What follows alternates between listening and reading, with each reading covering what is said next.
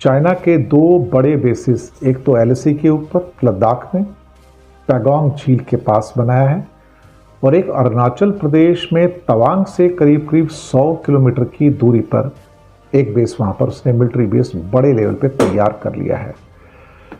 उसी पर आज हम बात करने जा रहे हैं। सबसे पहले बात करेंगे कि लाहुंजे एयरबेस है। जी हाँ, तवांग से जो दूरी है मुश्किल से 100 किलोमीटर की है। जी हाँ, मुश्किल से।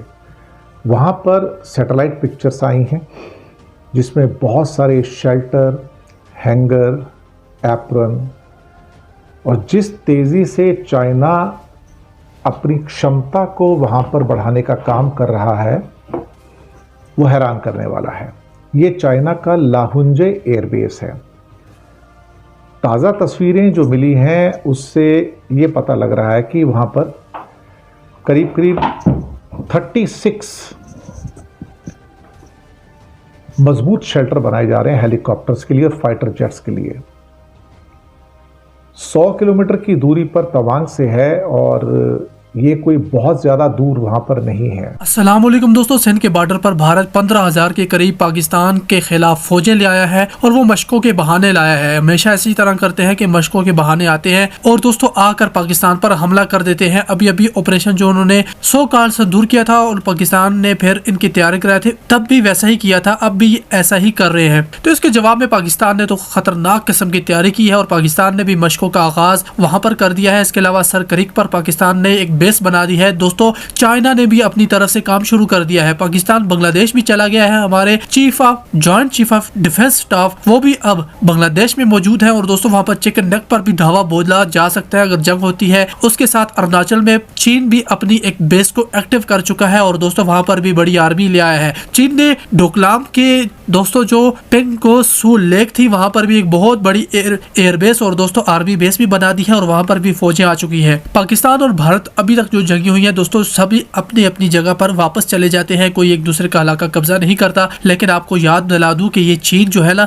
ये जब अपनी फौजें लाता है पाकिस्तान के ही इसने डिफेंस में लाई है, लेकिन दोस्तों ये जब लाता है ये ऐसे वापस नहीं जाता। पिछली बार लाया था तो आपको पता है डोकलाम कब्जा किया, पिंगोसो जो लेक है उसे आधा कब्जा किया, सेवन सिस्टर जो वहां पर पीक्स थी दोस्तों साइड बाई साइड 7 बड़ी चोटियां थी पिंगोसो पर, वहां पर कब्जा किया। तो अब आपको बता दूं कि ये चिकन नेक पर भी आ गया है और ये सीधा सीधा डोकलाम में भी आ गया है। दोस्तों ये आया तब है जब भारत ने पाकिस्तान और अफगानिस्तान की जंग करवा दी और दोस्तों अब उसी जंग से फायदा उठाने के लिए इन्होंने मशकों के बहाने पाकिस्तान पर हमला करने की तैयारी की है। तो वहां पर चाइना भी एक्टिव हो गया है और अब भारतीयों को लेने के देने पड़ गए हैं।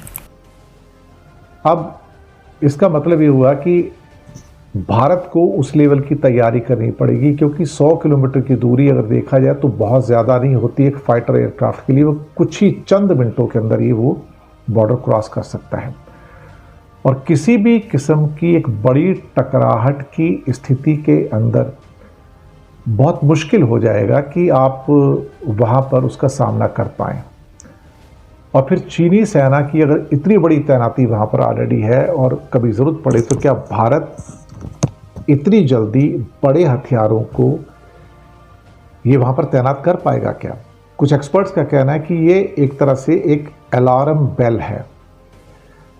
एक्सपर्ट कहते हैं कि the tracking construction at the China's Lhunze airbase 100 kilometre from Tawang India reveals the development of 36 new hardened shelters for aircraft and helicopters since April this year, highlighting the Beijing's effort to scale up air capability near the line of actual control. This is something जो है बहुत serious है actually देखा जाए तो। और जो photograph मिले हैं वो भी इसकी ओर से इशारा करते हैं कि चाइना की जो मिलिट्री एयरबेसेस हैं उनका जो डेवलपमेंट है वो जो भी फ्यूचर में अगर कोई टकराव होता है तो उसमें लेके उनके पास किस किस्म का इंफ्रास्ट्रक्चर और मिलिट्री इंफ्रास्ट्रक्चर अवेलेबल है, एयर बेसेस हों, रनवेज हों, हेलीपोर्ट्स हों या फिर आगे उनके जो शेल्टर जो होने चाहिए फाइटर एयरक्राफ्ट के, हेलीकॉप्टर्स के, उसकी बात हो या फिर इसके अलावा देखा जाए तो चाइना का ख़ास तौर से लद्दाख के अंदर पैगोंग लेक के पास एक वहाँ भी एक मिलिट्री बेस आ गया है और ये एलएसी के बहुत पास है एक्चुअली।